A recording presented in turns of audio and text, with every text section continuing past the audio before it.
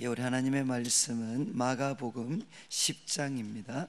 마가복음 10장 이제 1절부터 52절까지 이렇게 말씀인데 저희들이 또 주일 새벽이나 또 금요일 우리 기도회 때 또 참석을 좀 못하신 분들도 아마 계실 것 같은데, 이제 마가복음은 8장에 이제 예수님께서 그 제자들에게 묻습니다. 너희는 나를 누구라고 하느냐? 그러니까 사람들은 나를 누구라고 하고 또 너희는 나를 누구라고 하느냐? 이게 이제 하나의 그 전환점입니다. 전환점. 그래서 예수님께서 그렇게 물었을 때 이제 베드로가 주는 그리스도시요 또 살아계신 하나님의 아들입니다, 이렇게 이제 고백을 했을 때, 그때부터 이제 예수님께서 제자들에게 이제 인자가 참 이렇게 예루살렘에 올라가서 사람들에게 버림을 받고 또 이제 능욕을 당하고 이제 또 죽임을 당하고 그리고 이제 3일 만에 그 살아날 것에 대해서 이제 예수님의 순환에 대해서 이렇게 예고를 하십니다. 그때 이제 그 베드로가 참 예수님을 막 막아서는, 그때 이제 예수님께서 너가 하나님의 일을 생각하지 않고 사람의 일을 생각한다, 그러면서 이제 예수님께서 제자도에 대해서, 그래서 그 예수님을 따르려면 자기를 부인하고 자기 십자가를 지고 나를 따라야 된다. 그래서 이 8장 후반부부터 이제 그 마가복음의 분위기가 완전히 이렇게 달라지게 됩니다. 예수님께서는 이제 예루살렘을 향해 가시게 되고, 이제 계속해서 예수님을 따르는 자들이 어떤 길을 걸어가야 될 것인가 하는 것을 이제 교훈을 하십니다. 그리고 이제 9장에 어제 새벽에 살폈던 그 9장 말씀은 이제 예루살렘에 가셔서 고난을 받으시고 죽으실 예수님은 능력이 없어서가 아니라는 겁니다. 그래서 이제 변화산 사건을 통해서 우리 예수님의 그 영광이 얼마나 놀라운가 하는 것들을 제자들에게 참 이렇게 보여주셨습니다. 그리고 제자들에게 또 참 그 영광만 보여주셨을 뿐만 아니라 그 산 아래에서 지금 귀신 들린 아들을 데리고 온 아버지, 그리고 그 아들을 고쳐주지 못하는 그 제자들, 고통당할 때 이제 예수님께서 그 귀신 들린 아들을 고쳐주시는데, 이제 그때 말씀 드릴 때 하나님은 먼저 이 아들을 고쳐주시기 전에 이제 아버지의 그 불신앙 할 수 있거든 우리를 좀 도와주십시오, 이렇게 요청하는 아버지를 향해서 이제 할 수 있거든이 무슨 말이냐, 믿는 자에게 능치 못할 일이 없다. 그래서 먼저는 아버지의 그 불신앙을 고쳐주셨습니다. 그런 다음에 이제 더러운 귀신 들린 아들을 예수님께서 고쳐주셨죠. 그리고 이제 마지막으로는 제자들, 왜 예수님 과거에 우리는 더러운 귀신을 쫓아냈는데 왜 지금 우리 못합니까? 라고 할 때 이제 예수님께서 이런 이유는 기도 외에는 나갈 수가 없다. 아무리 우리가 과거에 그런 영적인 체험이 있고 또 많은 사람들을 도왔던 경험이 있다 할지라도 지금 우리들 앞에 또 다가온 문제는 전혀 다른 문제일 수 있다는 겁니다. 그래서 이런 유에는 반드시 무엇이 동반되어져야 되느냐, 기도와 또 다른 우리 복음서에도 언급하는 것처럼 금식을 통해서, 기도와 금식을 통해 하나님께 정말 집중해서 하나님이 주시는 그런 새로운 능력들을 덧입을 때 바로 이런 이유가 나갈 수 있다, 이렇게 이제 예수님께서 말씀을 하셨습니다. 그래서 이 두 사건을 통해 십자가를 지실 이 예수님은 얼마나 영광과 능력이 놀라운 분이신가, 바로 그분이 십자가의 길을 걸어가겠다는 겁니다. 그리고 이제 이 9장 후반부에도 이제 제자의 길에 대해서 예수님께서 한 번 더 이렇게 말씀을 하시는데, 특별히 이제 어린아이가 왔을 때 참 이렇게 그 사람 이제 제자들 사이에 그런 논쟁이 일어나죠. 누가 크냐, 이렇게 논쟁이 일어났을 때 예수님께서 한 번 더 어린아이를 세우시고 정말 주님의 이름으로 이 어린아이 하나를 영접하는 사람들, 이렇게 참 보잘것없는 어린아이를 영접하고 환영하는 사람들, 그들이 바로 이제 예수님 그리고 하나님을 영접하는 사람이다 라고 이제 말씀을 하셨습니다. 그리고 특별히 이제 9장 후반부에는 이제 소자죠. 지극히 작은 소자, 지극히 작은 소자 하나를 바로 실족하게 하면 그 팔은, 그 손은 찍어버리고, 그리고 그 발도 찍어버리고, 그리고 눈도 뽑아버려라, 이렇게 과격하게 말씀하실 만큼, 그래서 괜히 그거 가지고 지옥 가는 것보다 그거 없이 천국에 가는 게 낫다.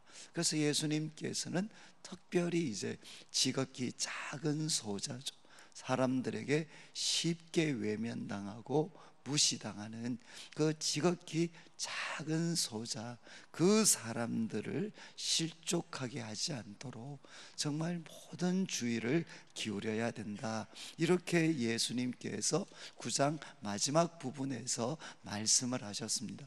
그리고 이제 10장 오늘 내용은 크게 이렇게 두 가지를 다루게 되는데, 10장 1절부터 이제 16절까지는 이제 이혼에 대한 가르침과 그리고 이제 어린아이에 대한 가르침이 한 번 더 이렇게 주어지게 됩니다.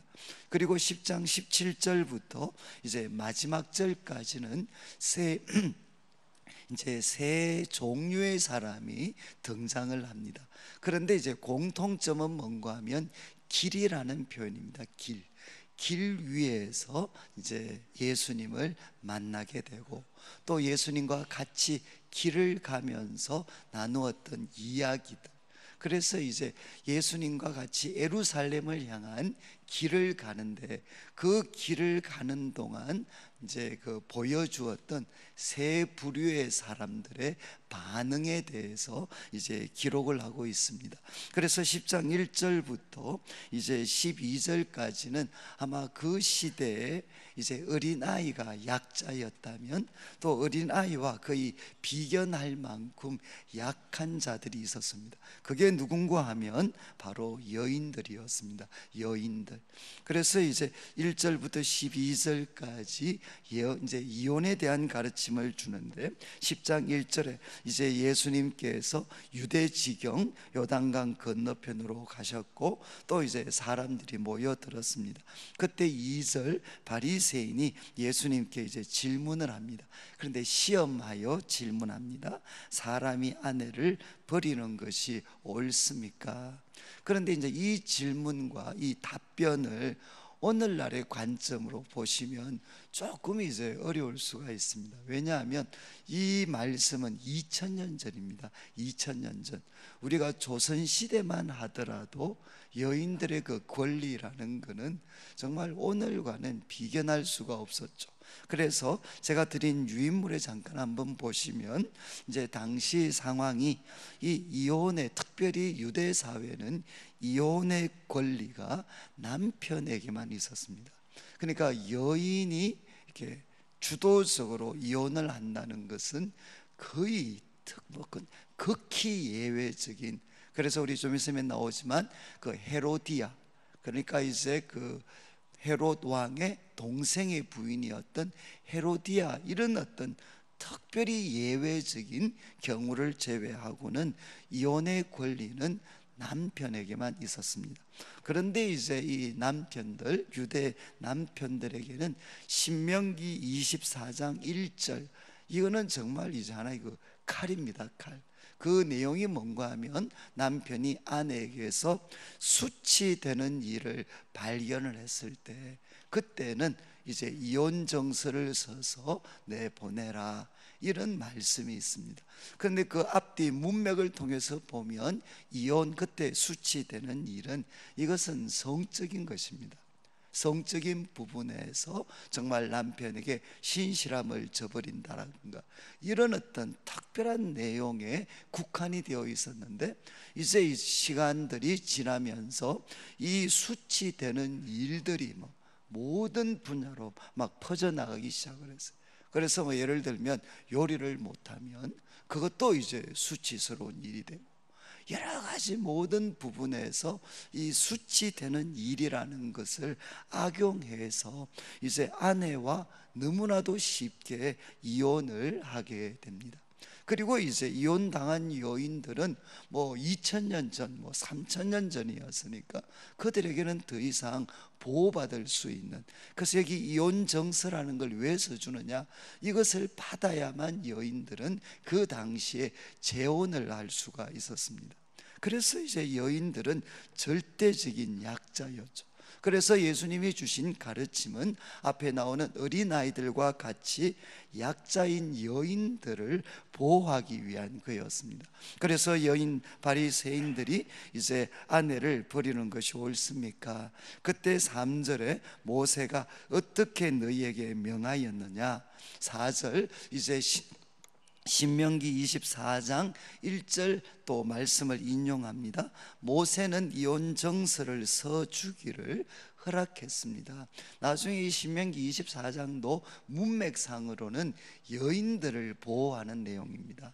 그래서 여인들이 그냥 내보내지면 소위 재혼이나 그 다음 삶을 준비할 수가 없으니까 지금 이제 합법적인 이혼 정서를 통해서 그들이 이 남편에게는 버림을 받더라도 재혼할 수 있는 길을 만들어 주기 위해서 신명기의 가르침이 주어졌는데, 이제 오히려 남성 주도의 사회였으니까 이것을 악용해 가지고 오히려 이제 여인들을 마음껏 이렇게 버릴 수 있는 그런 근거로 사용을 했죠.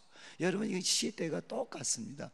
성경을 보면 사실은 어떤 약한 자들을 보호하기 위해서 주어진 그런 말씀이 조금만 악용하면 어떻게 되느냐, 악인들을 소위 말해서 이렇게 약한 자들을 소위 압제하는 것을 정당화시킬 수 있는 그런 정반대의 내용으로 바뀌어질 수가 있습니다. 그러니까 이런 구절도 사실은 대표적이죠.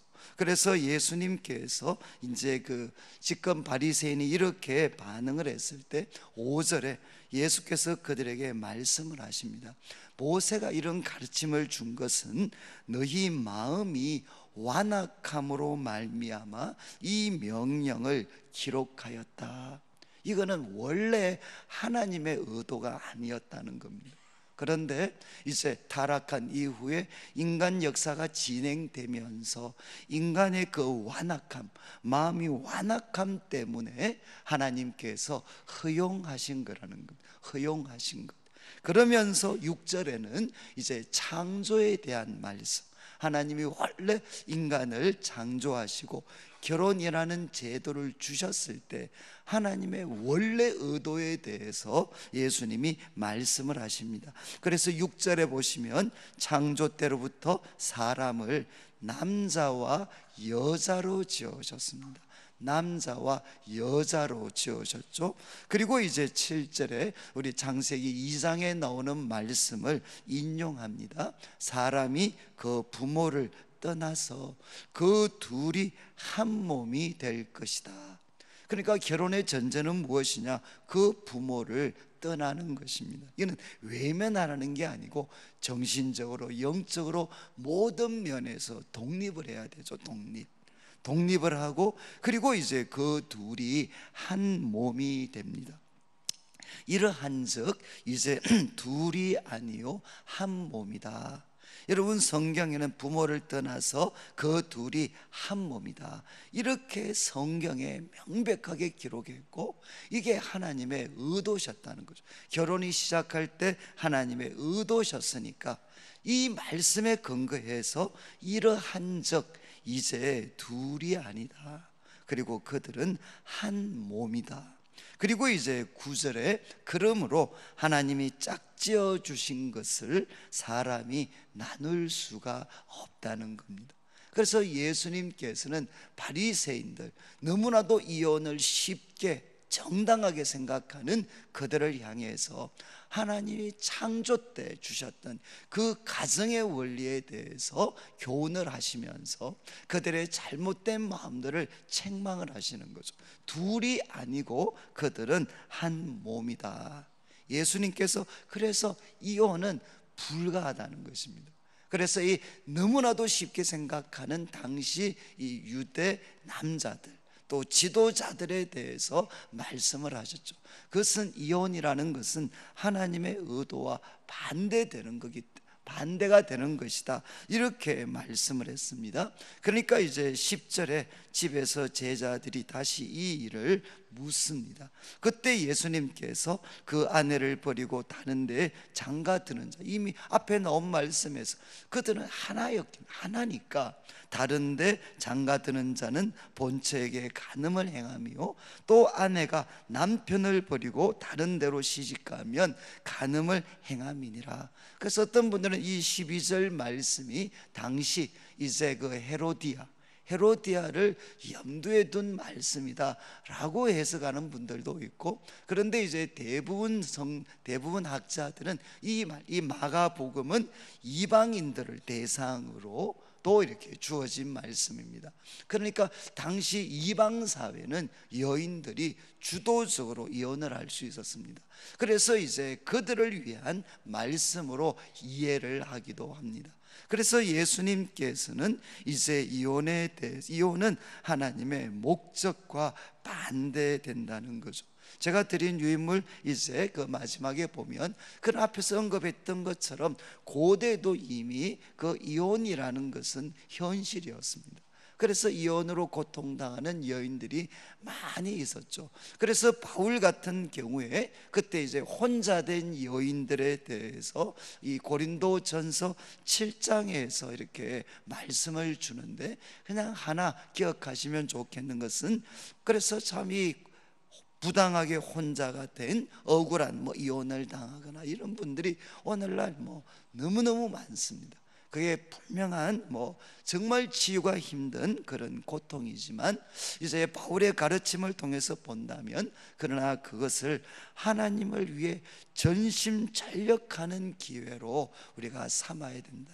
이게 이제 사도 바울이나 또 주님께서 주신 그 가르침의 핵심적인 의미가 아닌가 생각을 합니다. 그래서 1절부터 12절까지 이혼에 대해서 가르침을 준 다음에 이제 13절부터 16절은 또 하나의 약자들이죠. 어린 아이들. 그래서 13절에 사람들이 예수께서 만져주심을 바라고 어린아이들을 데리고 오매 제자들이 꾸짖거늘. 그러니까 제자들도 어린아이들 오고 이러면 얼마나 이렇게 좀 번거로웠겠습니까?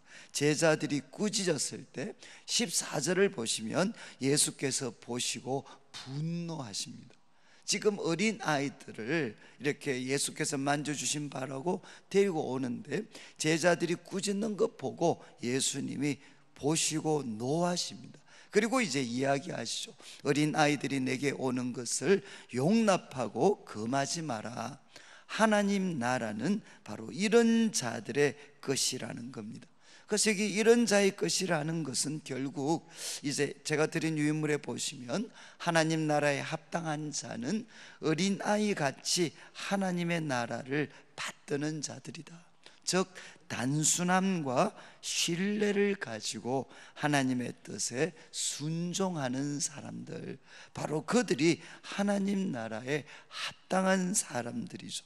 그래서 15절 내가 진실로 너에게 이르는데 누구든지 하나님 나라를 어린아이같이 받들지 않는 자는 결단코 그곳에 들어갈 수가 없다. 그러면서 이제 16절 어린아이들을 예수님은 안으십니다. 그리고 이제 그들에게 안수하시고 그리고 축복하시죠.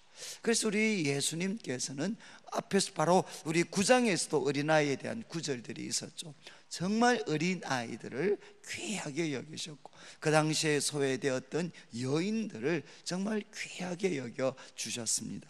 그런 가운데 이제 17절부터, 이제 이거는 잘 아시는 내용이니까 제가 좀 간략하게 정리를 하겠는데, 첫 번째 17절, 길에 나가실 때 이제 예루살렘으로 가는 길입니다. 그 길에서 누구를 만나느냐? 이제 부자 청년을 만나게 됩니다. 그리고 17절 후반부의 질문이죠. 내가 무엇을 하여야 영생을 얻으리까? 그때 이제 18절에 하나님 한 분 외에 왜 너가 나를 선하다 하느냐? 그런 다음에 19절, 너가 계명을 안다. 살인, 간음, 도둑질, 거짓 정은 속여 빼앗지 마라. 내 부모를 공경하라. 이렇게 말씀을 하셨습니다. 그러니까 다른 말로 하면 너가 계명을 아니까 계명을 지키면 된다. 그때 20절 그가 이야기합니다. 선생님, 어려서부터 내가 이것들은 다 지켰습니다. 이렇게 이야기했죠. 참 모범적인 청년이었습니다. 그런데 21절에 예수께서 그를 보시고 이제 사랑하셔서 이렇게 말씀하시죠. 내게 아직도 한 가지 부족한 것이 있다. 너한테 한 가지 부족한 게 있는데 가서 내게 있는 것을 다 팔아 가난한 자들에게 주라. 그리하면 하늘에서 보화가 내게 있으리라. 그리고 와서 나를 따르라. 이렇게 예수님께서 말씀을 하셨습니다. 그러니까 22절, 그 사람은 재물이 많은 고로 이 말씀으로 인하여 슬픈 기색을 띠고 근심하며 돌아가게 됩니다.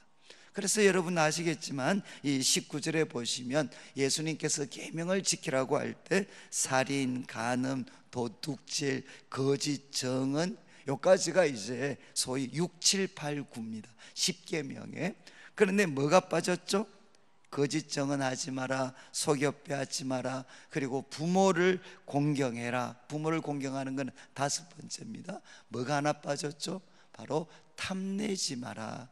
10번째 계명을 앞에 말씀에 포함되어 있지 않아요. 그러니까 예수님께서 사실은 의도적으로 탐내지 마라에 대한 말씀은 거기에 빠져 있죠. 빼셨죠. 그리고 이제 한 가지 부족한 게 있다. 너가 가지고 있는 것들을 다 팔아 가난한 자에게 주고 이제 그러면 하늘에서 보화가 있을 거다. 그리고 나를 따르라. 결국 이제 예수님께 길에서 예수님을 따르려고 왔다가 이제 낙오한 사람입니다. 부자 청년은. 그러니까 이제 23절에 예수님께서 이제 제자들 보고 이야기하십니다. 재물이 있는 자는 하나님의 나라에 들어가기가 심히 어렵도다. 이렇게 예수님께서 말씀을 하셨습니다. 그때 24절 제자들이 놀라게 되죠. 왜 놀라게 되느냐? 요즘도 그렇지만 그 시대에도 부라는 것은 무엇인가 하면 하나님이 주신 축복으로 여겨졌습니다.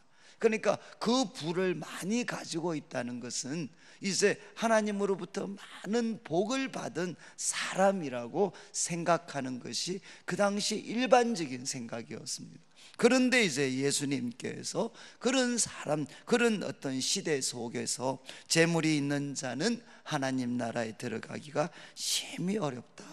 그리고 이제 24절부터는 얼마나 어려운가 하면 25절 저희들이 잘 아는 것처럼 낙타가 바늘 귀로 나가는 것이 이제 부자가 하나님의 나라에 들어가는 것보다 쉽다. 그러니까 이 낙타가 바늘 귀로 나가는 것에 대해서 뭐 여러 가지 해석이 있지만 그러나 이제 우리가 그냥 단순하게 받아들여서 그만큼 이제 어렵다. 부자가 하나님의 나라에 들어가는 건 이만큼 어렵다. 이렇게 예수님께서 말씀을 하셨습니다. 그러니까 이제 26절 제자들이 매우 또 놀라죠. 그리고 이제 서로 말합니다. 그렇다면 누가 구원을 얻을 수 있습니까? 당시에 하나님으로부터 인정받고 복받은 사람으로 여겨졌던 부자들이 정말 이렇게 천국 들어가는 게 어렵다면 누가 도대체 천국에 구원을 얻을 수 있겠습니까? 27절 이제 유명한 말씀이죠. 예수께서 그들을 보시며 이르시되 사람으로는 할 수가 없어되 하나님은 하나님으로서는 그렇지 아니하니 하나님으로서는 다 하실 수가 있느니라. 여러분, 사람은 할 수가 없지만 하나님은 하실 수가 있다는 겁니다. 여기 하나님이 하실 수 있다는 것은 무엇이죠? 바로 부자도 그 소유에 대한 것들을 내려놓고 하나님을 첫 자리에 두면서 얼마든지 제자의 길을 가도록 예수님은 하실 수가 있다는 것입니다.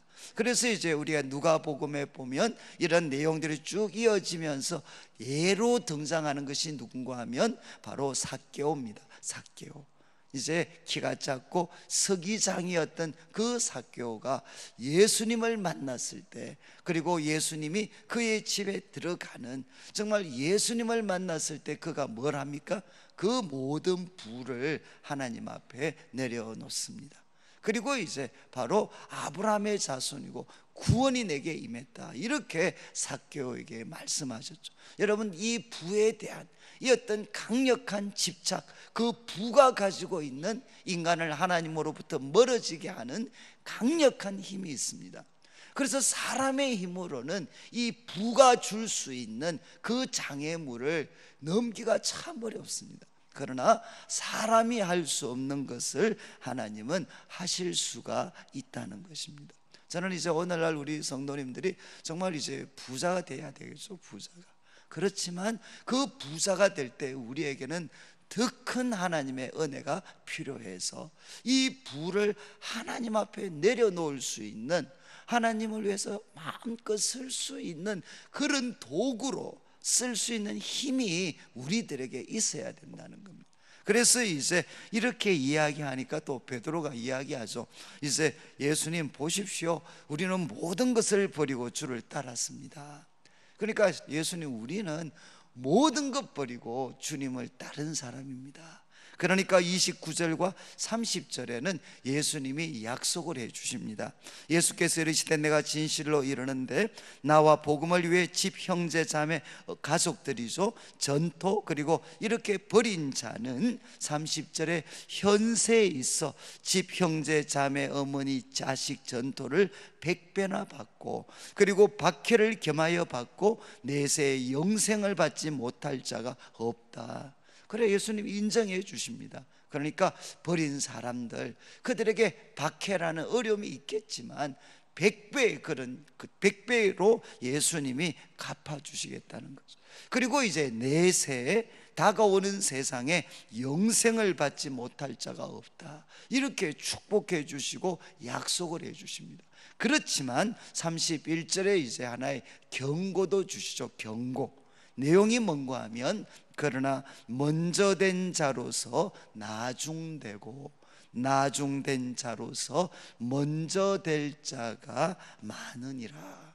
이렇게 예수님께서 베드로에게 분명히 그들의 헌신을 귀하게 예수님이 평가하시고 또 축복해 복을 내려주시지만, 그러나 그들에게 또 경고하시죠.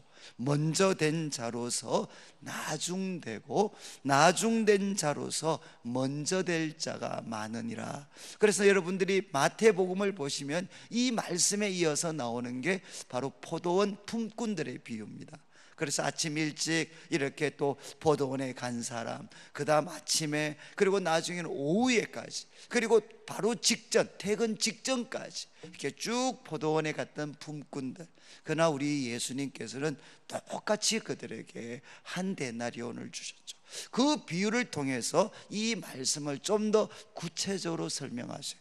지금 17절부터 31절까지는 여러분 이제 첫 번째 길에서 예수님과 이렇게 예수님을 따랐던 사람, 예수님을 따르려고 시도했지만 결국 그는 중간에 낙오하게 됩니다. 그 부에 대한 집착 때문에 예수님의 그 도전을 그들은 받아들이지 못합니다. 첫 번째는 낙오한 사람입니다. 그리고 이제 32절부터 34절까지는 예수님께서 이제 세 번째로 이제 예루살렘에서 순환을 예고하시는 장면인데, 32절 아주 인상적이죠. 예루살렘으로 올라가시는 길에 예수께서 그들 앞에 서서 가십니다. 이제 예수님께서 예루살렘으로 가는 길에, 올라가는 길에 이제는 제자들보다 앞장서서 이렇게 가십니다. 그 모습이 어떻게 보면 너무 비장하셨기 때문에 이제 제자들이 놀라고, 그리고 그 따르는 자들이 두려워하게 됩니다. 그리고 12 제자들에게 이제 자기가 당할 일을 한 번 더 말씀하시죠. 33절에 우리가 예루살렘에 가면 인자가, 여기 아마 이 복음서에서 인자라는 표현은 여러분들이 나중에 다니엘서 7장 한 14절, 7장 한 마지막 부분 가면 인자 같은 이가 나와요. 인자 같은 이. 그래서 인자 같은 이는 뭔가 하면 이제 하나님이 세우실 이제 왕이신 메시아입니다. 그 인자 같은 이가 나오는데, 보통은 예수님께서 이 인자라는 표현을 자기에게 적용시키셨을 때 이제 이 다니엘 7장에 나오는 말씀과 연관을 시켜서 생각하십니다. 그러니까 그 인자 같은 이가 대제사장 서기관들에게 넘겨지고 또 죽이기로 결단하고 이방인들에게 넘겨지겠고 능욕침 채찍질 당하고 죽일 것이다. 그러니까 순환과 죽음이죠. 그러나 그는 3일 만에 살아날 거다. 예수님은 이렇게 말씀하시면서 비장하게 예루살렘을 향해 올라가시는데, 35절 세베대의 아들 야고보와 요한이 예수님께 부탁하죠. 주의 날이 임할 때 주의 영광 중에 이제 우리들을 오른쪽 왼쪽에 앉게 해 주십시오. 그때 38절 이제 예수님께서 야, 너희가 내가 마시는 잔을 마실 수 있느냐? 그러면서 이제 39절 그들이 하겠습니다 이런 이야기를 할 때 40절 38절부터 40절까지는 예수님의 가르침의 핵심은 내가 가는 길은 고난의 길이라는 겁니다. 여기 세례라는 것은 결국 십자가에 죽으시는 겁니다. 내가 가는 길은 고난의 길이다. 그리고 또 40절에 내 좌우편에 앉는 것은 내가 줄 것이 아니고 누구를 위하여 준비되었는지 그들이 얻을 것이다. 오른쪽 왼쪽에 있는 것은 그건 누가 하실 일이냐? 하나님이 하실 일이라는 거죠. 그리고 내가 가는 길은 십자가의 길이다. 이렇게 예수님이 말씀을 하셨습니다. 그때 41절 이 이야기를 열제자가 듣고 이제 막 분노하는 거죠. 분노. 그때 42절에 예수님께서 이방인의 집권자들은 임의로 주관하고, 그러면서 43절 저희들이 지난번에도 살폈던 너희 중에 크고자 하는 자는 섬기는 자가 되고 어뜸이 되고자 하는 자는 종이 되어야 된다. 예수님께서 인자가 온 것은 섬김을 받으려 함이 아니다. 섬기려 하고 자기 목숨을 많은 사람의 대속물로 주려 합니다. 여러분, 이제 너희 중에 큰 자는 섬기는 자가 되어야 된다. 남을 위해서 자기 목숨을 들이셨던 그 예수님의 길을 따라가야 된다. 이렇게 도전을 하셨죠. 여러분, 두 번째 부류는 뭡니까? 예수님과 같이 길을 가면서도 다투고 싸우고 있는 사람들입니다. 누가 더 크냐? 이렇게 싸우고 있죠. 마지막 세 번째 부류의 사람은 이제 예수님을 길에서 따르는 사람인데, 46절 그들이 여리고에 이제 도착을 했습니다. 그때 누구를 만나느냐? 바로 맹인 거지 바디메오를 이제 만나게 됩니다. 그래서 길가에 앉아 있다가 47절 나사렛 예수시다 라는 말을 듣고 이제 유명한 그 정말 기도의 문입니다. 다윗의 자손 예수여 나를 불쌍히 여기소서. 다윗의 자손 예수여 나를 불쌍히 여기소서. 이렇게 소리를 지릅니다. 48절 많은 사람이 꾸짖어 잠잠하라고 하니까 이 바디메오는 더욱 크게 소리를 지릅니다. 다윗의 자손이여 나를 불쌍히 여기소서. 그때 49절 예수님 이제 멈추어 서시게 되고 그를 부르라고 합니다.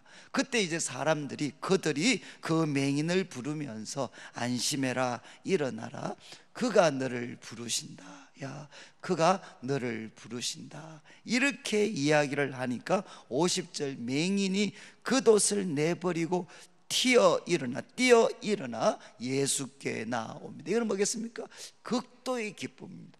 예수님이 자기를 부르신다는 이야기를 들었을 때 겉옷을 내버리고 뛰어 일어나서 예수께 나옵니다. 그리고 예수님이 질문하십니다. 내게 무엇하여 주기를 원하느냐?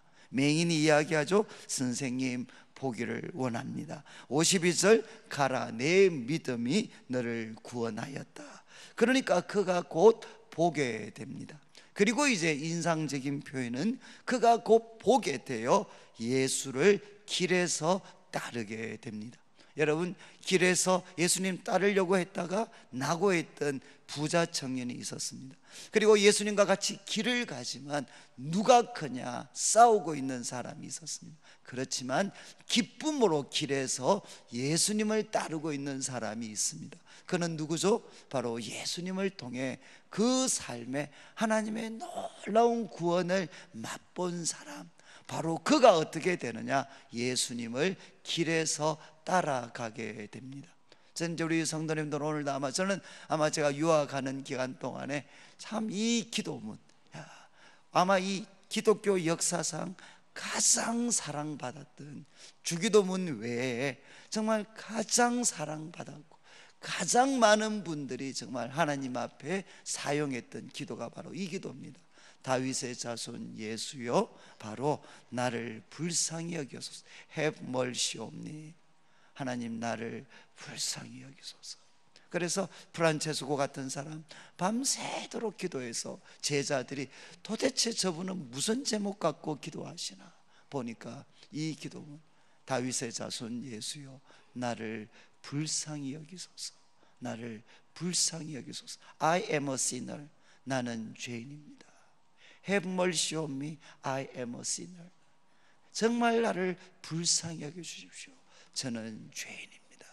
이 고백을 가지고 밤새도록 정말 아마 이 시대를 살았던 수많은 성도들이 하나님 앞에 나아갈 때마다 주님 저를 불쌍히 여겨주십시오. 저는 죄인입니다. 오늘 이 말씀 마무리하면서 저는 우리 성도님들 정말 약한 자들을 귀하게 돌보시는 주님의 그 마음을 우리가 잘 헤아리시고 정말 이 부자 청년처럼 부에 대한 탐심 때문에 낙오하지 않고 정말 사람은 알 수 없지만 하나님의 도우심을 받아서 이 부를 하나님 위해 마음껏 사용할 수 있는 사람이 되게 해주시고 제자들처럼 길을 가고 있지만 싸우는 사람이 되지 않고 정말 섬김을 예수님처럼 섬김과 희생의 길을 가고 마지막 바디메오처럼 예수님을 통해 정말 주님이 물으시오. 무엇하여 주기를 원하느냐? 내가 보기를 원합니다. 주님을 통해 놀라운 구원의 은혜를 맛보고 다시금 저는 우리 모든 성도님들이 기쁘게 바디메오처럼 예수님과 함께 가는 이 길을 걸어가실 수 있게 되기를 주님의 이름으로 축원합니다.